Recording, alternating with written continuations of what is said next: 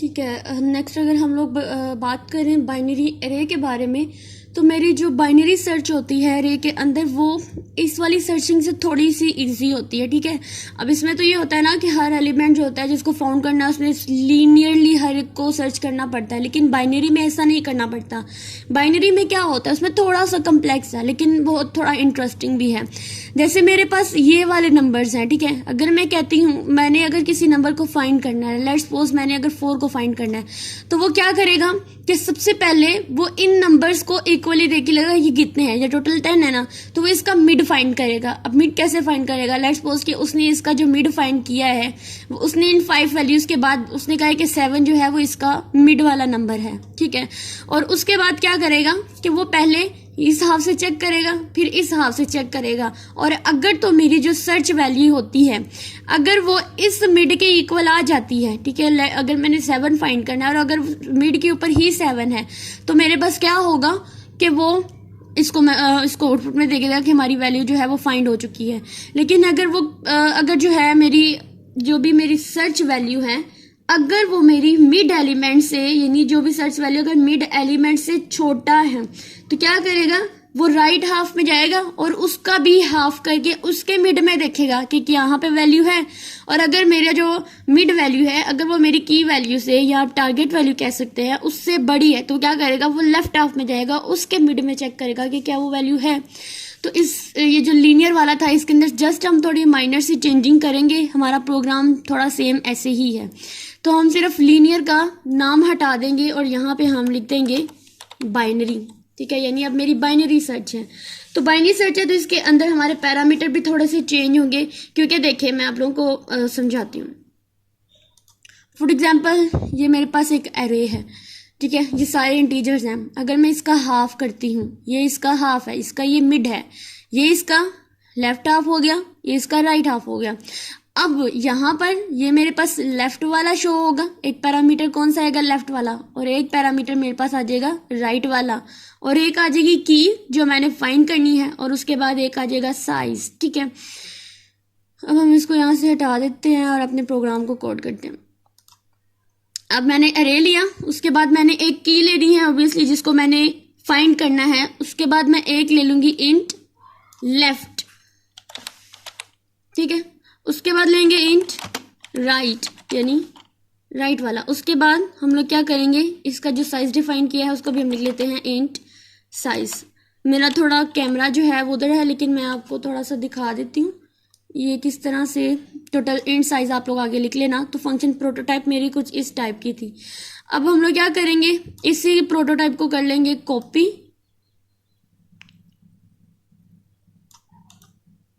इसको हम कर लेते हैं कॉपी, और जहां फंक्शन को डिफाइन करना है वहां पर जाके कर देते हैं हम लोग इसको पेस्ट।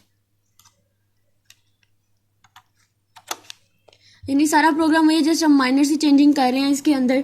उसके बाद मैंने यहाँ पे वाइल स्टेटमेंट लगानी है, ये पूरे का पूरा हो जाएगा चेंज, प्रोटोटाइपिंग में हो जाएगी टोटली हमारी यहाँ पर चेंजिंग आ जाएगी। इसकी हम बनाएंगे बॉडी और इसके अंदर लिखेंगे वाइल अगर मेरा जो लेफ्ट है, यानी जो लेफ्ट वाली रे है, सॉरी इसमें हमारे पास ब्रैकेट्स आनी थी, अगर इसमें जो लेफ्ट वाला है वो मेरे पास लेस देन और इक्वल है मेरे राइट के, अगर मेरा लेफ्ट लेस भी है और इक्वल भी है राइट के, तो देन मैं अपना मिड पॉइंट जो है वो फाइंड कर सकती हूँ इजीली।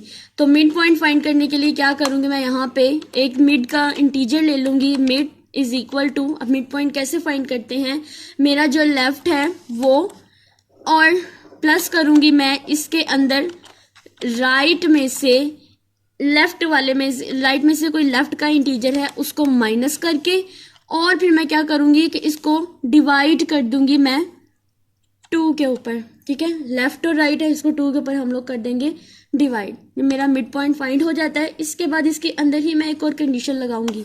कंडीशन में हम लोगों ने क्या पढ़ा था कि अगर जो मेरी एरे है जो मैंने अपने फंक्शन प्रोटोटाइप के अंदर दी हुई है, अगर एरे के अंदर हम क्या स्टोर कराएंगे, मिड। अब देखो हम लोग वहाँ पे फॉर लूप लगाते थे, उसके अंदर हम लोग आई को हम लोग एज अ काउंटर वेरिएबल लेते थे, लेकिन यहाँ पे हमने काउंटर वेरिएबल ले लिया है मिड को।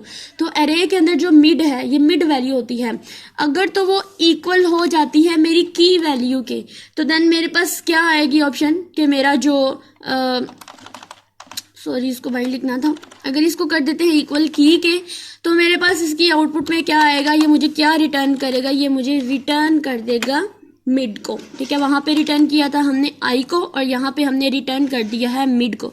मेरी मिड की वैल्यू जो है वो फाइंड हो चुकी है। और अदरवाइज नेक्स्ट चलते हैं, इफ एक और इफ कंडीशन लगाएंगे कि अगर मेरी जो एरे का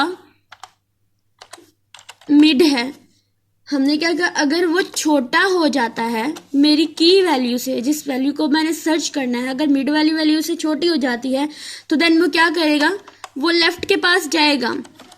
तो लेफ्ट में क्या होगा कि जो मिड वाली वैल्यू थी उसके अंदर एक का इंक्रीमेंट हो जाएगा, +1 हो जाएगा। वरना एल्स पे हम क्या करेंगे, इसका हम एल्स लिख लेते हैं। अदरवाइज एल्स में क्या होगा कि वो मुझे रिटर्न कर देगा, क्या रिटर्न करेगा, या फिर हम राइट पे जाएंगे एल्स में। अगर इफ में हम लेफ्ट पे गए हैं तो यहाँ पे हम करेंगे राइट में जाएंगे और उसके अंदर हम क्या करेंगे, मिड में से एक को माइनस कर देंगे, यानी ये ऑपोजिट हो जाएगा लेफ्ट वाली से। और उसके बाद हम लोग इस पार्ट से निकलेंगे बाहर और यहाँ पे हम लिख देंगे, जहाँ मैंने रिटर्न मिड लिखा था अब मैं यहाँ पे रिटर्न लिख दूंगी -1, यानी कि मेरी वैल्यू जो है वो फाइंड नहीं हुई। ये इसकी फंक्शन डेफिनेशन के अंदर आ जाता है ये वाला कोड। तो हम लोग इसको जो है डीबग करके देखेंगे।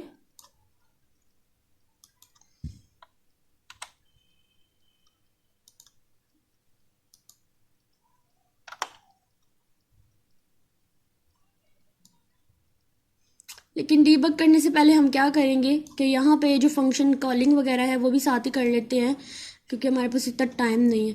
अब यहाँ पे देखिए मैंने मेन फंक्शन के अंदर गई हूँ और यहाँ पे मैंने एक एरे बना ली है जिसका साइज़ ऊपर डिफाइन था 10, और उसमें मैंने वही चीज़ें जो हैं वो रख दी हैं। लेकिन बाइनरी में हम लोग के दरमियान अब ये सारी अनसॉर्टेड फॉर्म में है, तो बाइनरी में हमें क्या करना होता है कि इनको सॉर्ट करना होता है। तो मैं क्या करूँगी, मैं इसको एक सॉर्टेड वैल्यूज़ दे देती हूँ। सॉर्टेड वैल्यू में क्या करूँगी, मैं इसको सिंपल तरतीब से लिख दूँगी 1 2 3 4 5 6 7 8 9 देन 10। ठीक है, मैंने इसको एक तरतीब से लिख दिया। फिर सर्च वैल्यू जो फाइंड करनी है उसको सेम हमारा वही रहेगा, जस्ट फंक्शन कॉलिंग के अंदर जाएंगे और यहाँ पे मैंने लीनियर लिखा था, अब मैं इसकी जगह पे लिख देती हूँ बाइनरी। ठीक है, अब यहाँ पर देखिए फंक्शन प्रोटोटाइप में देखिए सबसे पहले यहाँ पे आ रही है एरे, तो ये वाली एरे मैं यहाँ पे लिख दूंगी। फिर की के अंदर ये एस की लिख दूंगी, लेफ्ट के अंदर कुछ भी नहीं है तो इसके अंदर मैं लिख दूंगी, अभी मेरे लेफ्ट के अंदर है 0।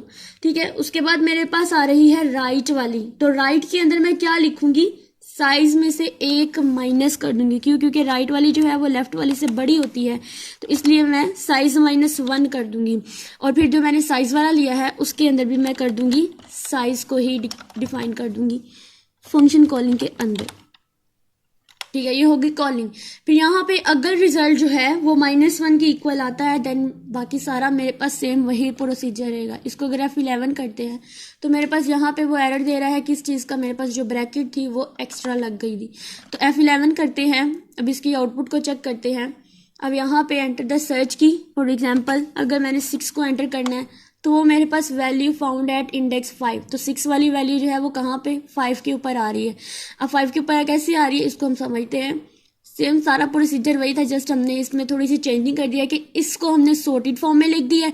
हमने पढ़ा बाइनरी में हम लोग लेफ्ट और राइट जो हैं, इन लेफ्ट और राइट वाले जो हैं इनको हम लोग लिखते हैं, क्योंकि हम लोगों ने बाइनरी में मिड पॉइंट को लेना होता है, इसलिए हम इसको डिवाइड कर देते हैं 2 के अंदर।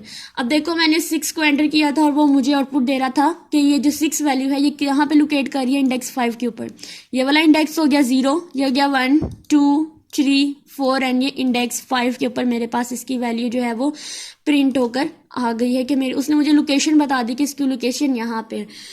तो अगर मैं यहाँ पे मजीद करने की कोशिश करती हूँ, ठीक है, अगर मैं 10 को इनपुट करूंगी तो मेरे पास वो क्या मुझे इंडेक्स देगा। मैंने बताया कि जब हम साइज करते हैं तो उसकी रेंज 0 से 9 तक होती है, और जब मैं 10 को इनपुट करूंगी तो मेरे पास 10 की जो वैल्यू होगी वो कहाँ पर आएगी, वो इंडेक्स आएगा 9 के ऊपर। तो इसको आप लोगों ने खुद इंप्लीमेंट करके देखना है, और ये कोडिंग जो है ये याद रखनी है, क्योंकि हमें बाइनरी सर्च और लीनियर सर्च के हवाले से कोई भी क्वेश्चन आएगा, हमने यही कोड लिखना है। जस्ट हमने साइज के अंदर और जो की वैल्यू फाइंड करनी होगी जस्ट उसके अंदर चेंजिंग करनी होगी, बाकी पूरे का पूरा प्रोग्राम है सेम।